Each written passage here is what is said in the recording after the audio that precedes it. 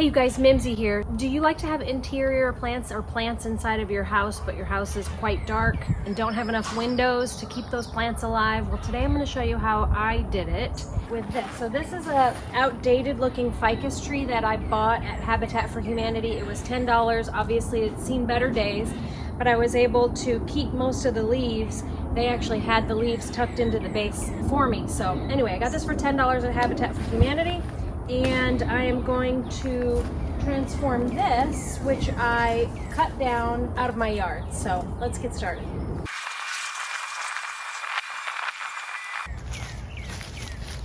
Okay, so this is the branch that I ended up selecting, and I actually cut this a couple weeks ago. So it's been sitting drying. So these leaves are really dry and brittle, and they're just gonna come off here really easily. This is a bucket of cement with a PVC pipe in it that I already had.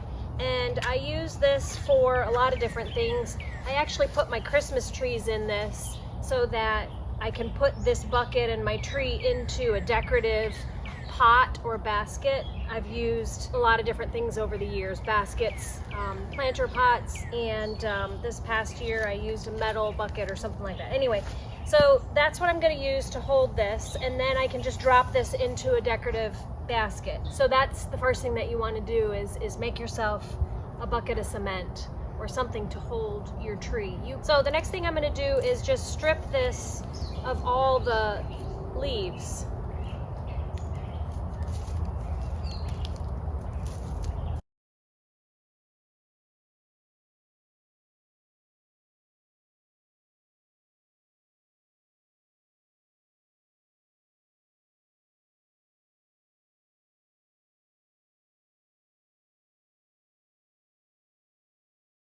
Okay, so now I've got the leaves all stripped off of here, and I can step back and look at it and determine if I want to take off a few of these branches. Some of these ones down here at the bottom, I might just eliminate those. I might even eliminate that one there.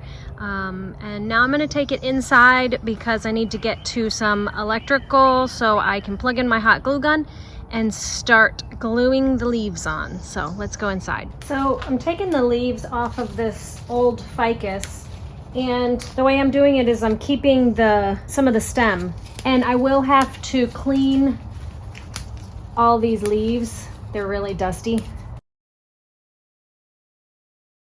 So here's the trick to this. First of all, you want to use a dual temp hot glue gun so that you can put it on low, and that way if you touch the glue, it's not gonna give you a 3rd degree burn. The second thing is, for all the leaves that are like right on the very tip of the branches, for these leaves here, you want to go ahead and just strip them right off of the plastic, this stuff here. So you grab a hold of the leaf and then you just pull it right off of that plastic. Then you can just take and run a bead, a thin line of glue right down the center vein. Then you can just glue that right to the tip of your branch.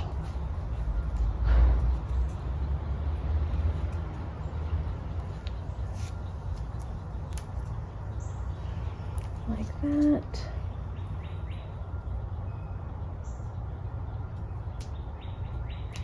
And you could easily do this as a 2-person job, just have one person gluing up a bunch of leaves, then you can grab them and put them on. Because once they've cooled off a little bit, you can actually press that right into the glue and it doesn't hurt at all. It's not even hot.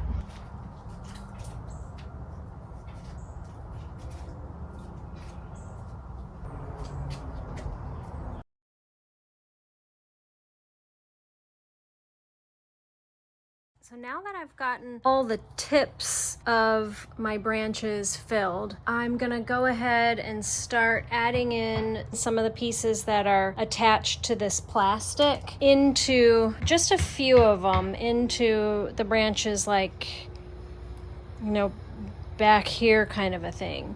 So maybe I'll put one here, or maybe I'll let one dangle here. And you know what, I think I'll probably take off one of those leaves. I don't like the 3-leaf thing, but maybe a 2-leaf thing, because the idea is I want it to look sparse and as real as possible. And the more sparse that it looks, I think the more realistic it looks, especially once it gets into your house. Like, I want my sister to come over and say, "Oh, Mims, you got to put that thing out in the sun." You know, that's the whole point, is for it to look realistic. And if you're keeping house plants in a dark room, they're not going to be super flourishing, and you have to move them around, put them in the sun sometimes. So anyway, that's the point, is for it to look kind of sparse. In my book, anyway, that's the look I want. So I'll add in a few more leaves, and then we'll bring it in and see how it looks in the space. One more tip. So what I did is I used all the smallest and lightest green colored leaves on the ends, because that's usually how it is in nature, is that the lightest leaves are at the tips.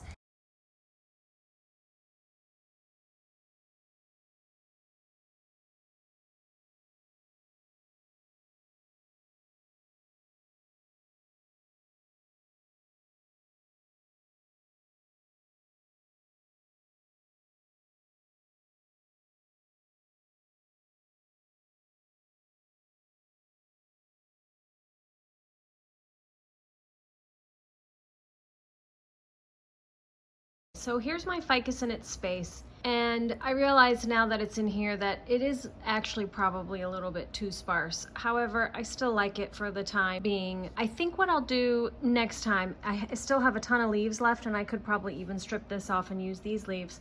But I think what I'll do next time is use a branch that has more like straighter and more tiny little branches. So more straighter tips, so they're not so droopy and hanging over, and then more shorter branches. And you know, I could probably cut these.